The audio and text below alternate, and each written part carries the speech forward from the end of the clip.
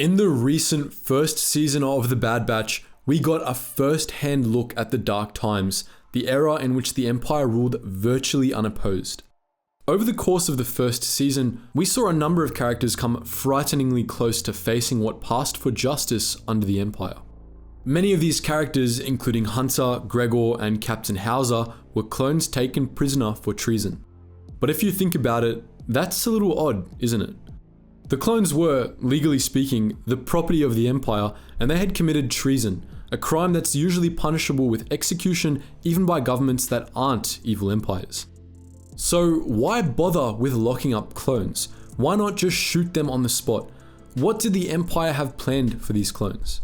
This video is brought to you by the Ridge Wallet. If you're a rebellious outlaw hoping to avoid that brutal Imperial justice, you'll need to be able to roam the galaxy in a light and secure way, and the Ridge Wallet absolutely fits the bill. Among many other features, some of my personal favorite parts of these wallets include the sleek and beautiful design, as well as the RFID blocking technology that protects from the ever-increasing threat of digital pickpocketers in today's society. To secure your very own Ridge Wallet, make sure you check the description and click the link ridge.com/Geetsly's for 10% off. Treason was a favorite word of the Imperial officers and bureaucrats, used as an easy way of frightening subordinates and civilians alike. Treason was a high crime under the Empire, as it would pretty much be anywhere, but during the Dark Times and the Galactic Civil War, it was also very easy to get charged with. The Empire had a very loose definition of treason and required very little evidence to pin someone with it. To the Imperials, treason was pretty much anything the Empire didn't like, from blowing up a military base to making fun of the Empire's wrinkly-ass face. Sometimes, you didn't even need to do anything to get charged with treason. Anyone with a decent amount of power in the Empire could lob accusations of treason at pretty much anyone they wanted to disappear. The officers and bureaucrats that ran the Empire used charges of treason as a free pass to do whatever they wanted to people they didn't like. Since treason was a high crime, they could do pretty much anything to someone accused of treason, from execution to torture to forcing them into slavery. Obviously, this was something that was definitely never abused by anyone in the Imperial hierarchy. It certainly wasn't used by the officers and bureaucrats to stab each other in the back, weakening the Empire as a whole. We're kidding, of course. That sort of thing happened often enough that even if a rebellion against the Empire never took hold, the Empire would have torn itself apart with witch hunts. The powers that be in the Empire didn't care much about this flagrant abuse of the concept of treason, but they did make unofficial distinctions between actual enemies of the state and the people their bureaucrats were harassing.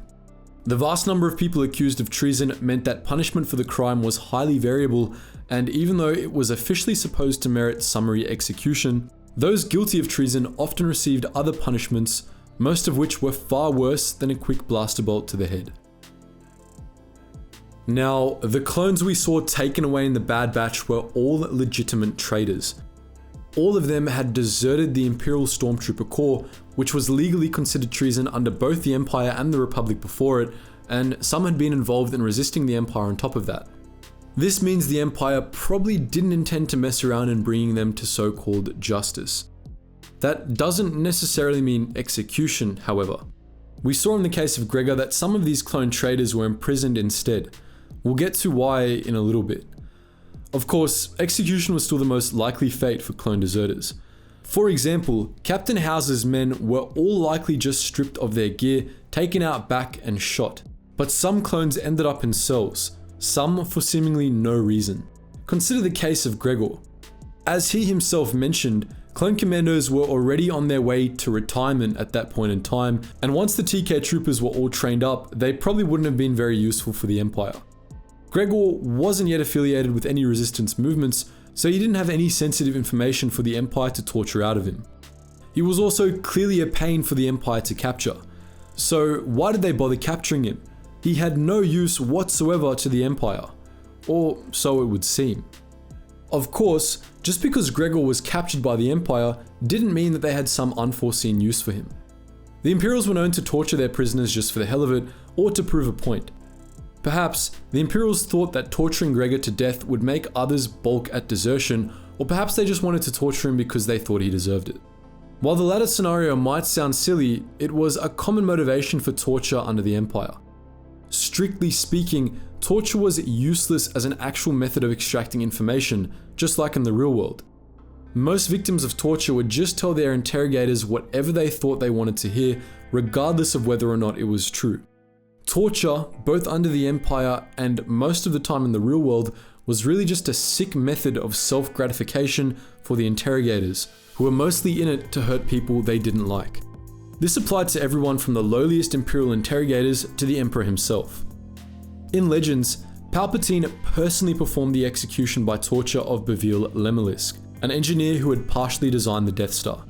Palpatine first had Lemelisk eaten alive by piranha beetles and then used dark-side alchemy to transfer his spirit to a clone body.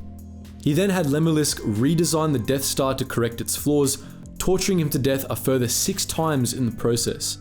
The various deaths of Bevil Lemelisk were all dramatic and painful. The poor man was thrown out of an airlock, drowned in molten copper, and exposed to highly acidic gases, to name just a few ways he suffered. To make matters worse, Lemelisk had to slave away on the new design for the Death Star while dealing with vivid memories of these various executions. Now, all of that is much more over the top than what any clone would be subjected to, but it's a good example of just how cruel the Empire could be. The Empire had more methods of torture than it had incompetent bureaucrats, which is really saying something. We're not going to tempt the YouTube algorithm with any gruesome depictions, so we hope you've gotten the point by now. Many of the clones the Empire took prisoner were likely subjected to torture or tortured to death, especially the important ones. This was likely the fates of Captain Hauser and the intended fate of Gregor and Hunter. In a sense, they would still be executed for treason. The execution would just be drawn out. But there's another possibility as to why the Empire imprisoned clone traitors instead of just shooting them on the spot, a much darker one. It's clear from the way the Bad Batch ended that, in canon, the Empire had a serious fixation on cloning and an interest in what made the clones tick. It's possible that the clones taken prisoner by the Empire weren't meant to be executed at all. Rather, they could be taken away for study. To the Kaminoans and the Empire after them, traitorous clones were seen less as traitors and more like malfunctioning droids. Treason was seen as a result of bad programming or some genetic flaw, something that could be isolated and corrected in future batches. The Kaminoans analyzed traitorous clones through methods ranging from simple brain scans to vivisection, all in an attempt to prevent such defects in future clones.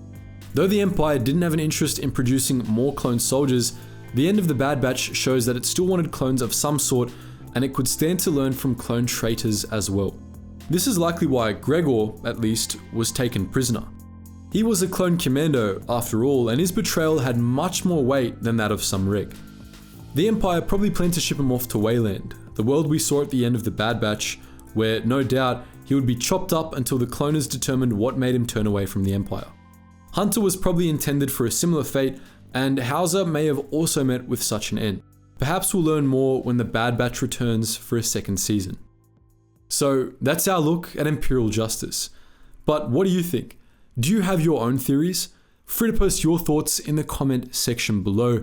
And as always guys, thank you so much for watching, and I hope to see you in the next video.